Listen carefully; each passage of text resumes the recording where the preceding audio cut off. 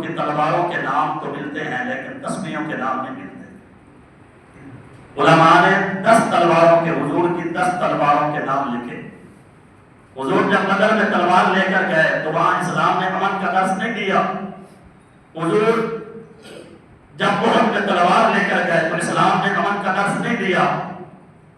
میرے مصطفیٰ کریم علیہ السلام و تسلیم جب تلوار لے کر گئے اور جس جگہ پر گئے تو اس تلوار نے اس علاقے کو امن عطا کیا۔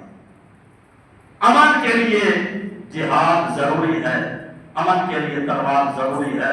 اور یہ اور بات ہے کہ ان غلاموں کا مسلک ہے کہ یہ ناقص ہے، کتاب سکھاتی نہیں مومن کو غلامی کے آداب۔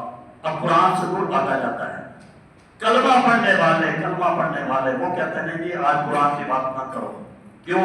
اس لیے کہ ان کے سامنے اگر قرآن کھولا جائے گا اور پڑھا جائے گا تو ان کی دکان نہیں چلے گی، سیاستدان کی سیاست نہیں چلے گی، پیر کی پیری نہیں چلے گی، مولوی کی تقریر نہیں چلے گی، تاجر کی تجارت نہیں چلے گی۔ تو کہتے ہیں کہ قرآن کی بات نہ کرو، اس لیے کہ قرآن ایمان والے کو غلامی نہیں سکھاتا بلکہ قرآن ایمان والے کو حضور کی غلامی سکھاتا ہے۔ کلمہ رسول اللہ کا پڑھا ہو اور غلامی غیر کی ہو اور پھر بندہ کہے کہ میں مسلمان ہوں تو اپنے اسلام کی خبر کر کے کہاں کا مسلمان ہے کہ رسول اللہ کے کلمہ پڑھنے کے باوجود بھی چاہیے اور حق تو ہمارا یہ بنتا تھا کہ ہم حضور کی غلامی کرتے لیکن ہم نے غیروں کی غلامیاں کی اور جن کا نتیجہ یہ نکلا کہ بہت کچھ ہونے کے باوجود بھی ذلت مقدر میں آئی۔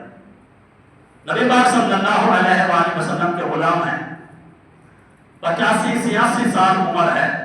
85-86 سال عمر کا جو بابا ہے آپ سمجھتے ہیں کہ وہ کس طرح ہوتا ہے، لیکن ان لوگوں میں ایمان کوٹ کوٹ کے بڑا ہوا تھا، حضور کی غلامی تھی، جذبہ جہاد تھا۔ 85 یا 86 سال عمر ہے۔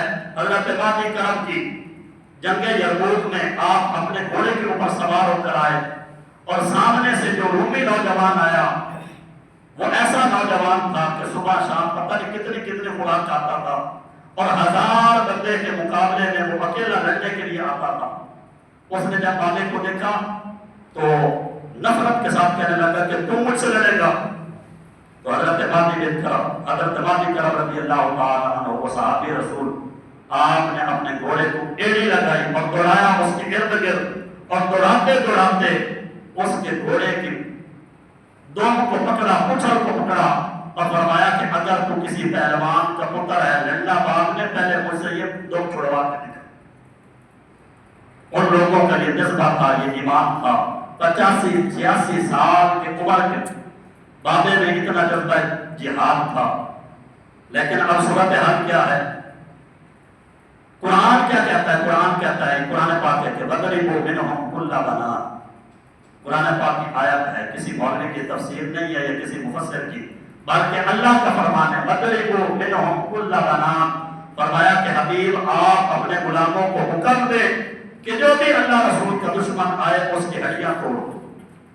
وَضَرِبُوا مِنْهُمْ كُلَّ بَنَانٍ کا معنی بھی یہی ہے کہ اللہ رسول کا کوئی بھی دشمن ہے، دین اسلام کا کوئی بھی دشمن ہے، مسلمانوں کو نقصان پہنچانے والا کوئی بھی ظالم ہے، اس کی ہڈیاں توڑ کے رکھ دو۔ اور رب ذوالجلال خالق کے کائنات نے قرآن میں فرمایا فَاقْتُلُوهُمْ حَيْثُ ثَقِفْتُمُوهُمْ۔ سورۃ توبہ میں رب حکم فرماتا ہے کہ حبیب آپ اپنے غلاموں کو اجازت دے دیں کہ کافر ان کو جہاں بھی مل جائے تو وہیں پہ ان کو قتل کر دیں۔